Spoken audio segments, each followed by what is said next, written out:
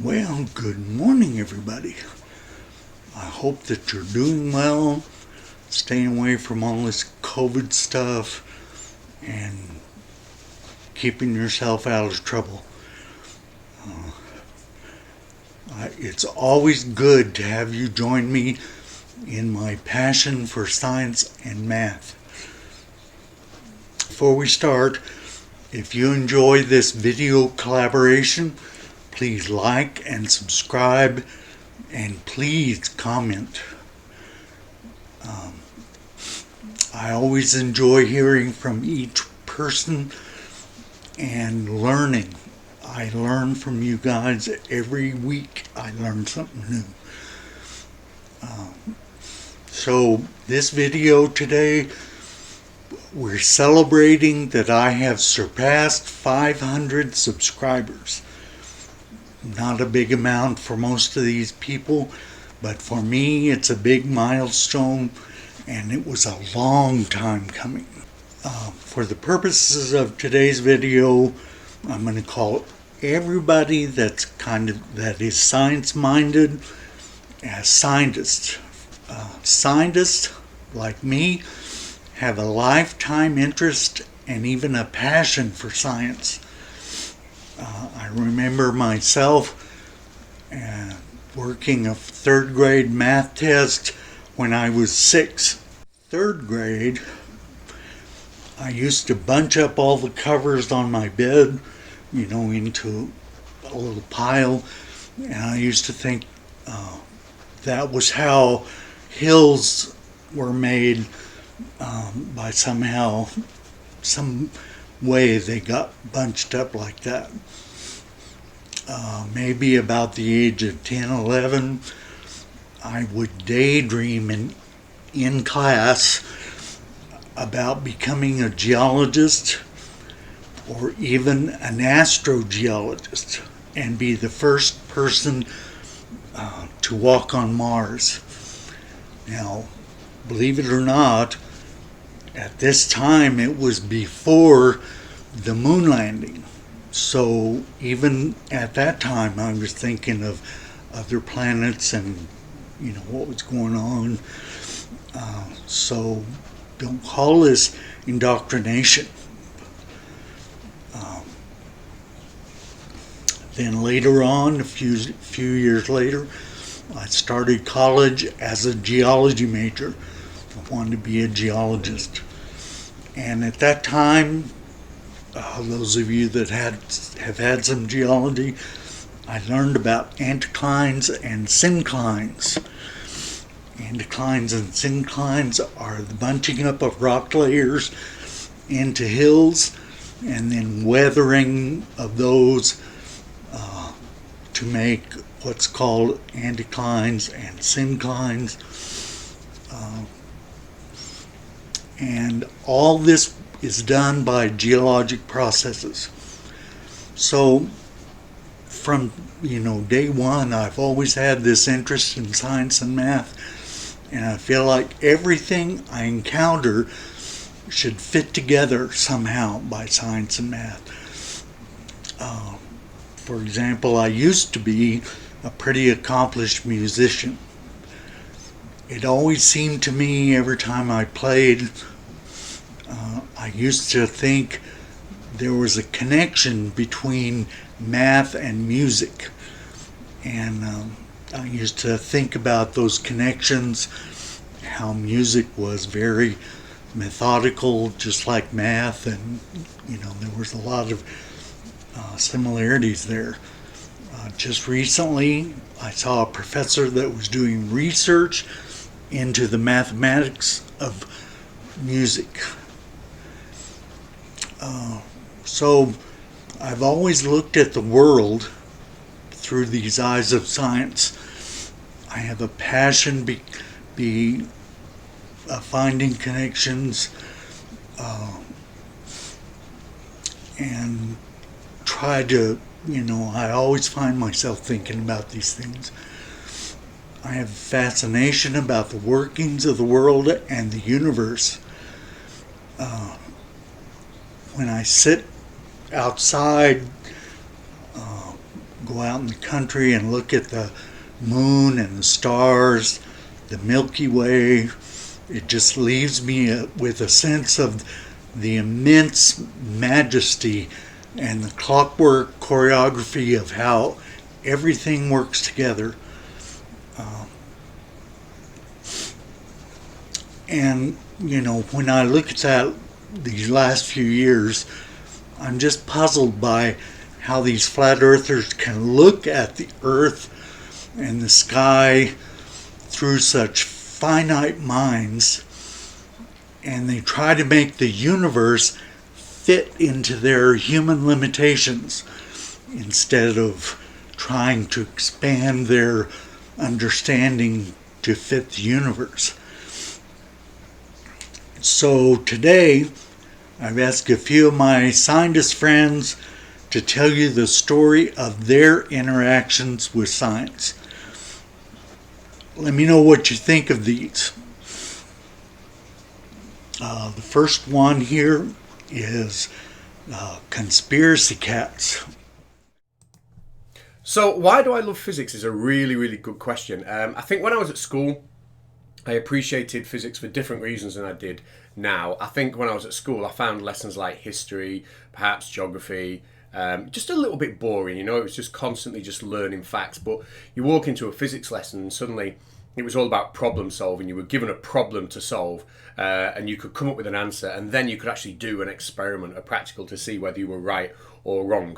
And I really, really enjoyed that side of it. As I got older and I started to appreciate the things in the real world a little bit more, appreciate looking up at the stars in the sky, appreciate looking at sunsets, and appreciate, just looking at how the world works, then physics became even more interesting, because obviously that offers the answers to how these things work. It gives you a glimpse into the mechanism of the universe, if that doesn't sound too pretentious.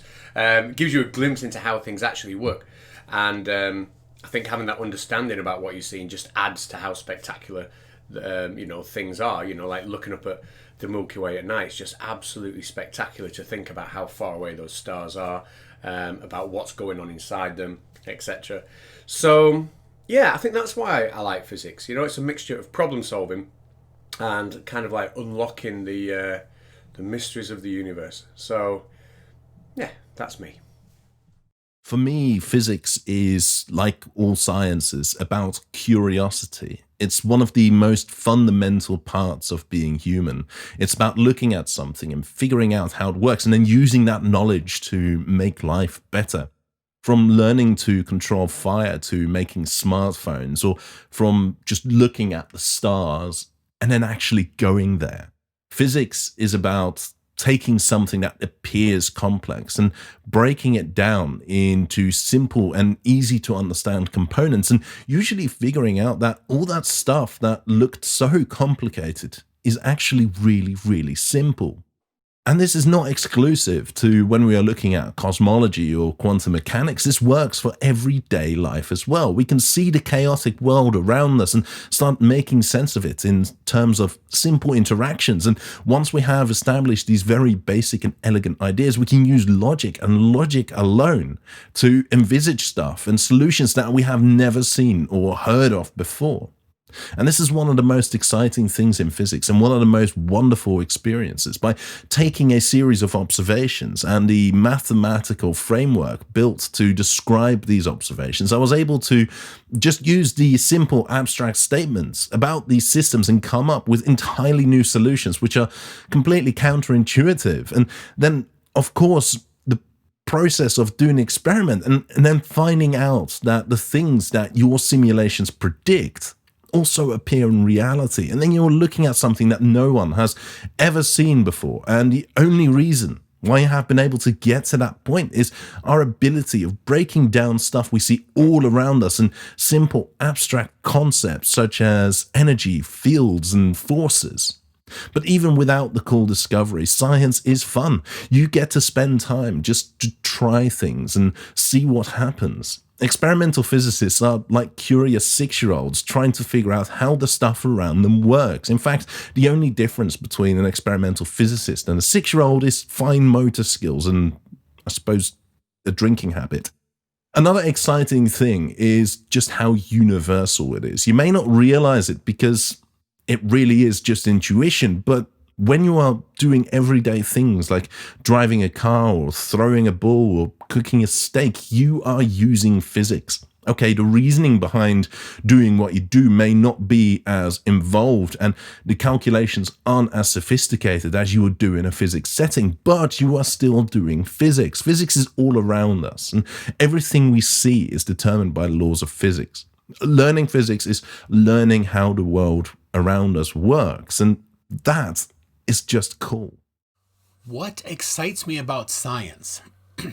Well, there's so many things we don't know, and so many things we do know. And through science, we can find out these things that we don't know and turn them into things that we do know. It's pretty awesome. When you look back through history, you see that people didn't understand a lot of things, and stuff was a mystery to them, and they kind of built some myth around some things that we now understand pretty easily. People used to think that the sun was a chariot going through the sky, and that it went into the ocean and then traveled through a tunnel underneath the ocean, and so that it could come up, the next morning. But then they started traveling and figuring, wait a second, where's the tunnel at? They couldn't find the tunnel, and they're like, wait a second, this whole going through the sky thing doesn't work. Maybe the earth isn't flat. And, we figured out the earth isn't flat. So, there's more than that, though. Much more practical things. Computers are pretty cool. I love them. I work on them. It's been my career. And they're built with science. The semiconductor couldn't have happened if it wasn't for the discoveries in quantum physics.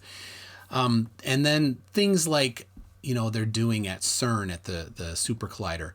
Very cool stuff to really unlock the details of the nature of the universe.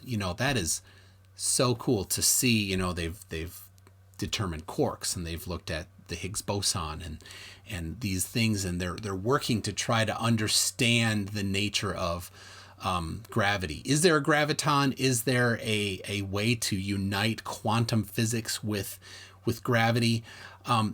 These are so exciting things, and I love learning about them. And I spend a lot of time trying to understand them myself from my own level, which isn't like the particle physicist, but that's exciting to me. It really is. So there you go.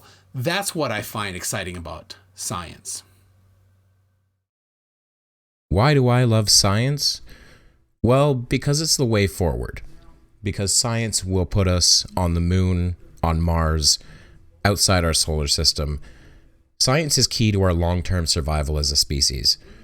No matter what we do to our planet, if we manage to save it, our sun will die eventually and we will need to leave.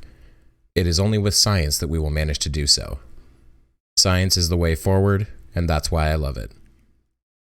I was listening to my colleagues waste your time, it occurred to me that it might be much more meaningful to hear about women in science from actual women in science. And I happen to know two brilliant examples who have agreed to speak to you on the phone right now. Dr. Rostenkowski, Dr. Fowler, are you there? We're here. Thank you for taking time out of your very busy schedule to enlighten these young women. It's our pleasure.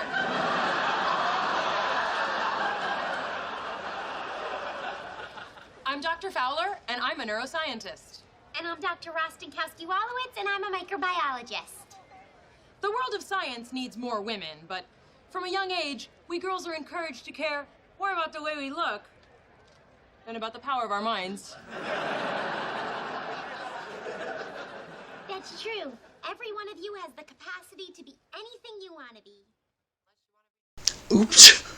How did that get in there? Well, here finally is AntiFlatter. He doesn't have a YouTube channel anymore, but you'll enjoy this. Kia ora everybody, it's me, AntiFlatter.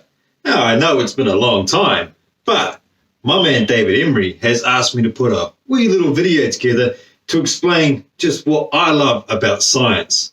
I can tell you now, The one thing I love most about science is the fact that I can pull out this wand and I can make things fly and... No, What? that's not science. It's magic. Fine then. Okay, so that's not science. But the one thing I really do love about science is I can take the position of the sun during a certain time of the year, match it up against the position of the stars, and then I can tell what my personality type's going to be. Plus, I can also use it to predict my own future. What? No, that's astrology. Oh, come on. Well, since AntiFlatter seems to be having a hard time understanding what the word science means, it would seem Yuri has to come and save the day. So, what do I like most about science, or what excites me about science? For me, science is about pushing the bounds of human knowledge. It's about pushing our understanding of things. Whether it's putting first satellite in space, discovering the secrets of atomic energy. It's about making what seems impossible yesterday the normal today. It's about advancing human life, extending our knowledge and understanding. It isn't just about cool gadgets, but it's about cool things and cool ideas.